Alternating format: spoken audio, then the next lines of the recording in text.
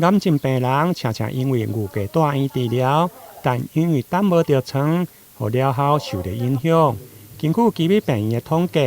癌症等床化疗的病人上长曾经延迟7到10天，离伫厝等床化疗的病人更高达150人。因此，基美病院对4当前建置化疗专床的预约系统，不但缩短病人等待的时间，同时嘛提升化疗完成的比率。以前很多癌症的病人，那么他必须要定期接受化学治疗，可是常常因为病床拥挤，没有办法及时住院，有的时候会延误到化学治疗。那治疗如果延误，总体的疗效、癌症的痊愈率就有可能会受到影响啊。所以为了保障癌症病友的权利，为了能够提升疗效，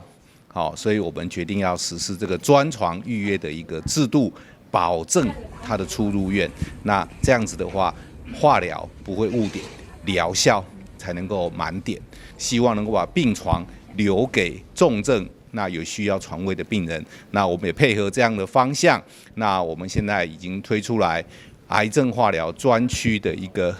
预约运用。我们希望达到3个目标。第一个目标就是病人要安心，第二个家属甘心，第3个，我们的医疗人员都可以放心，让癌症的治疗达到最好的效果。这项的成果因为甲健保政策调向减少大医院的天数有真大的帮忙，因此卫生福利部中央健保署的署长施崇良嘛特别揽下肯定基美病院的这项系统。OECD 的平均住院天数大概是4天。在台湾的话，现在是9天，所以我们是有一些可以缩短的空间。所以健保的政策上也是朝向，如果能够这个减少这个住院天数，或者甚至移由1日住院，那么来提供服务。那么这不仅可以让民众更省时，那么而且对于我们整个人力的需求也可以下降。那么今天呢，基美医院所推出的那么化学治疗的特定病房，好，那么用一个区域，那么一样可以得到这个化学治疗的肿瘤科的服务，但是却可以在1日之内可以完成。那么我想这个对于民众来讲是一个非常好的福音。基美病院化疗专区成立跨团队的合作，结合护理师、医师、